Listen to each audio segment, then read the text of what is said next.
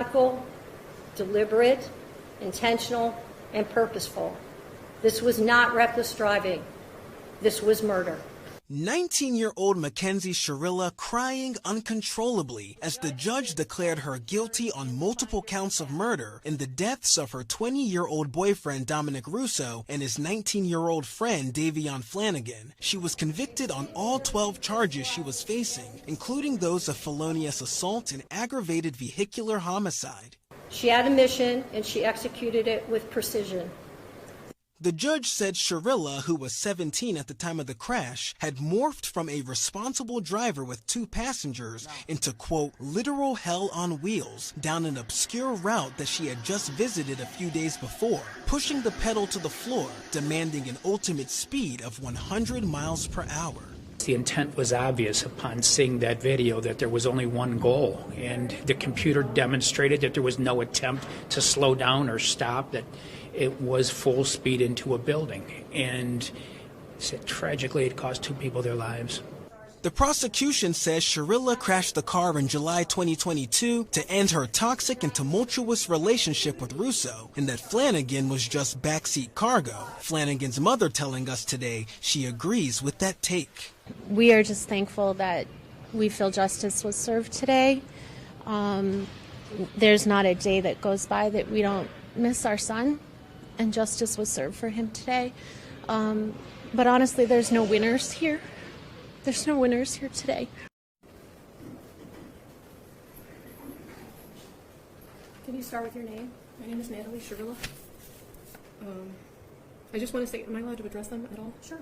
I just want to say to the families that I'm broken, sad, and lost, and my heart hurts for everyone, okay? Davion was her new friend, and Dom was the love of her life, and he was part of our family, okay? I'm just so sorry that this happened, and we're heartbroken, okay? And then, Your Honor, this was a terrible, tragic nightmare accident to have happened that she has no memory of, and she will never emotionally or physically recover from it. She almost died too, and we're asking that you please not run the sentence as consecutive. He was family, and we all loved each other. That morning of the accident, she called. I got a phone call that there was a car accident. Okay, so we went to the hospital, and I didn't even know who was in the car. The names had not been confirmed yet, and I'm gonna cry because I missed Dom so much. We loved him so much. So I called Dom, like over and over again, praying that he was going to answer the phone, and he didn't answer the phone. So then I tried to call his mom, and she didn't answer the phone either. And I still didn't know who was in the car. I didn't even know if she was alive. I didn't know what was happening. So then we were in the waiting room, and then his mom she did call me, so I answered the phone, and I was like, oh my God, like, I don't even know who was in the car. Like, what's happening? Was that Dom? And she said, what do you mean? My son is dead. And I was like, I'm so sorry. And then she said something like, and now I have to wait until your kid's out of the hospital. And then I didn't hear the rest. I was like, we loved him so much, and I hung up the phone. I did not talk about social media. I didn't even know what was going on yet, okay? So then, that was it. So in the hospital, that Vitality post, I commented on that because somebody had called her a murderer, okay? And she's not a murderer, so she didn't even have her phone at that point because the police had still had it, okay? So I jumped on, and I was like, you know, she's not a murderer. She's more sad than most of these people commenting. She's been trying to get in touch with you. I mean, at that point, it was just an accident. So I commented on her behalf, not because of the modeling opportunity. Who cares about that? I don't want them to refer to her as a murderer, okay? And I don't even know how that comment got on the phone because the police still had her device, and she could not access her phone or social media. That's why I did it. And I had called them asking if they could shut down social media because people were calling her a murderer and making death threats and organizing groups to, you know, take her out when she got out of the hospital and stuff. So I didn't even want her phone. I don't care about her phone. I don't care about social media. I just wanted them to stop calling her a murderer so that when she did come to, and she did come out of surgery, multiple surgeries, that she wouldn't see all these people calling her a murderer because she would never, ever, ever murder the love of her life, okay? Halloween, for 3 months after the accident, she would only wear his clothes. She would only eat the snacks he ate.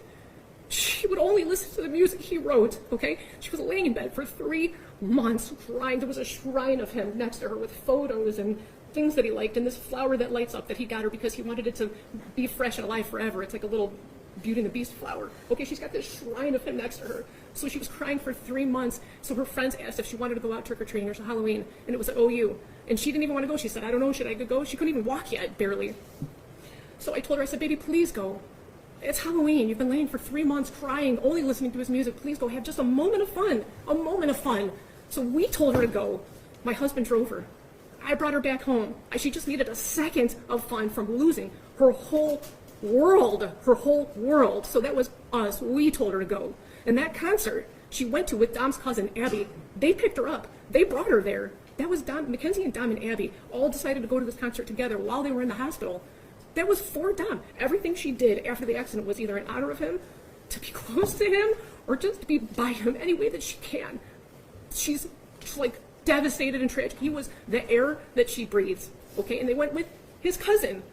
We spent all kinds of time with him after the accident. What was the other thing? I'm hearing an awful lot about your daughter. I'm not hearing very much about the two dead people. Dominic, okay, I'm asking you for leniency because this was a tragic accident that she does not remember. And Davion, he's a new friend. I'm so sorry. What does that mean? His life is worthless? No. God, no, not at all. They all loved each other. They all spent every day together. You know what I mean? I don't know And too isn't much that for part him. of the problem, Mr. Shirilla? Sorry? Isn't that part of the problem, that they all trusted each other? Isn't that part of It's not a problem at all. It was the wonderful. problem how they all ended up in the car together and two of them ended up dead? I understand. I understand what it looks like. I'm saying that it was a tragic accident. She would never. But we're going to have to disagree on that. I understand. Right. And I respect your position, but you disagree with me. I understand. But anyway, that's it. I just wanted to address those. We told her to go to those things, and then she did go with Dom's family. So look at that. Don't look at it with the look on that with different eyes if you can, please. Those things are not relevant. Not at all. Not at all. No, Not at all. I But agree. she's a good. If you would have a moment, all you would need is 5 minutes of a conversation to have with her to learn who she is. Just that you would just need 5 minutes to learn who she is and what she's capable of not doing and doing, and you would see for yourself. That's all. I'm so sorry, guys. Thank you. I'm sorry. I love you.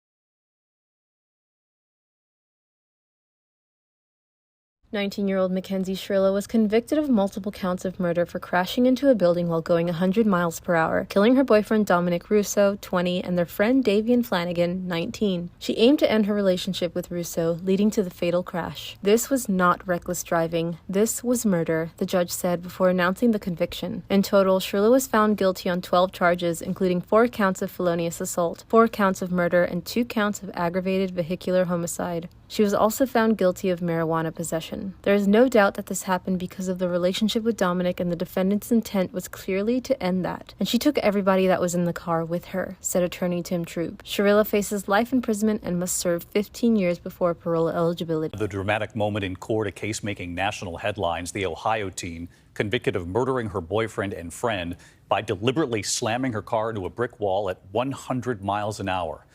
What the judge called her in court. Here's ABC's Alex Perez. Tonight, an Ohio teen driver sentenced to life, convicted of barreling down a road, killing her boyfriend and their friend. Mackenzie Shirilla apologizing in court. I wish I could take all your pain away, and I'm so sorry. The fatal crash back in the early morning hours of July 2022. Prosecutors say Shirilla, then 17 years old, was behind the wheel. Surveillance video capturing the vehicle speeding down the street at more than 100 miles an hour. The car jumping the curb and slamming into a business. The judge calling her literal hell on wheels. She had a mission and she executed it with precision. The mission was death. 20-year-old Dominic Russo and 19-year-old Davion Flanagan found dead at the scene. I lost 3 children in that crash. Not a minute goes by each day that I don't think about my son. The judge convicting her of multiple counts of murder, felonious assault, aggravated vehicular homicide, and 1 count of drug possession. And David Shirilla was sentenced to life and must serve a minimum of 15 years behind bars before becoming eligible for parole. David? Alex Perez reporting tonight. Alex, thanks as always. In July 2022, a fatal car crash claimed the lives of 20-year-old Dominic Russo and his friend 19-year-old Davion Flanagan. Behind the wheel was Dominic's 19-year-old girlfriend, Mackenzie Shirilla. Mackenzie was driving 100 miles per hour and rammed her car into a wall. She was discovered unconscious, her fuzzy Prada slippers still pressed against the accelerator, while Dominic and Davion both died at the scene. Ultimately, it was discovered that Mackenzie purposely caused the crash. She was recently found guilty of 4 counts of murder.